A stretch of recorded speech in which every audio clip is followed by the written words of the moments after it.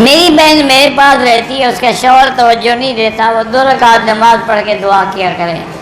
اگر جو آدمی فوت ہو گیا ہے اس کو غسل دیں، کپڑے اتاریں، کاٹنے کا کیا مطلب ہے بھائی؟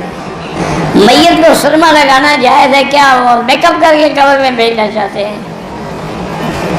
نہیں، انگریز تو کرتے ہیں، باقاعدہ میک اپ کرتے ہیں، 3 سوٹ پہناتے ہیں، 20 سوٹ پہناتے ہیں، وہ تو سب تم بھی شاید ان کی نقل کر رہے ہو۔ امام ابو حنیفہ رحمۃ اللہ علیہ بات کو سمجھیں کہ امام شافعی رحمۃ اللہ علیہ شاگرد ہیں محمد بن حسن شیبانی کے۔ محمد بن حسن شیبانی شاگرد ہیں امام ابو حنیفہ کے۔ اب امام احمد بن حنبل جو ہے وہ شاگرد ہیں امام شافعی کے، اس لحاظ سے سب کے امام ہو گئے، سب کے استاد ہو گئے۔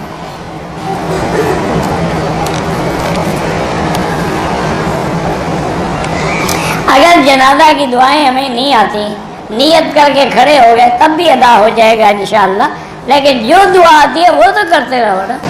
پتہ نہیں ایک آدمی فوت ہو گیا، اس کا فرزند کہتا ہے کہ میری بہنوں نے مجھے والد صاحب کا حصہ معاف کر دیا۔ بالکل غلط کہتا ہے، بہنوں کو انتقال کر دو، پھر انہوں نے معاف کیا تمہیں واپس کر دیں گے۔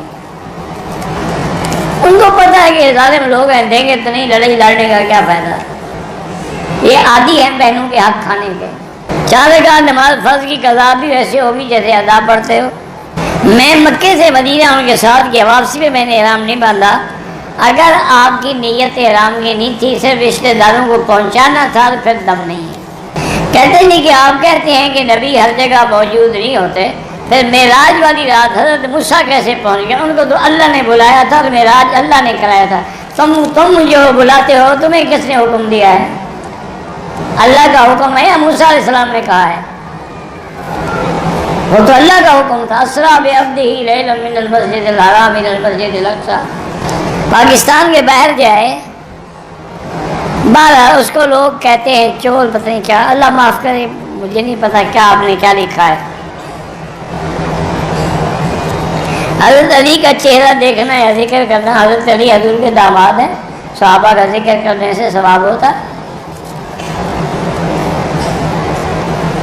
عمرہ زندہ مردہ سب کے لیے کر سکتے ہیں۔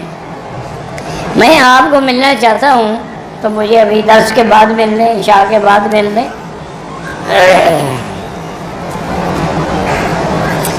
بال کٹوانے سے پہلے اس نے اپنے اوپر والی چادر اتار دی، کچھ نہیں ہوتا بھائی، چادر اتار دی کیا ہو گیا؟ اگر چادر اتارے گا تو بال کٹوائے گا نا۔ عمرہ کرنا ہو تو اس کی نیت کر لیں، ایک کے لیے ایک سے زیادہ لوگوں کے لیے نہیں۔ میرے 5 بیٹے ہیں، التجا ہے کہ بیٹی اللہ عطا کرے، اللہ سے دعا مانگتے رہیں، اللہ دیں گے۔ والدہ فوت ہو گئی، ان کے لیے عمرہ کر سکتے ہیں۔ ایک عورت نے طائف سے نیت کی عمرے کی، مکے میں پہنچی تو حیض آ گیا، اب بیٹھی رہے، جب پاک ہو عمرہ کرے۔ آفاقی ہو یا مقامی ہو، جب مدینے سے مکہ آئے گا تو عمرہ ضروری ہے، کیونکہ مدینہ پاک میقات ہے۔ پہلے عمرے میں ہم نے قصر کیا تھا، اب اس طرح پھروا دو۔ نفلی طواف بھی ہوئی ہے جیسے باقی طواف ہیں، 7 چکر۔ اشہد ان محمد رسول اللہ کہنے میں کیا بدعت ہے؟ کوئی بدعت نہیں ہے، لیکن آخر میں کھڑا ہونا چاہیے۔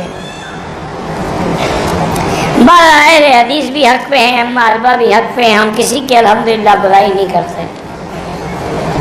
اہل حدیث بھی تو آخر کسی کی تقلید کرتے ہیں نا۔ ہم نے امام ابو حنیفہ کی، انہوں نے امام بخاری کی، فرق کیا ہے؟ کوئی حدیث کی کتاب پڑھتے ہیں کہ نہیں پڑھتے ہو؟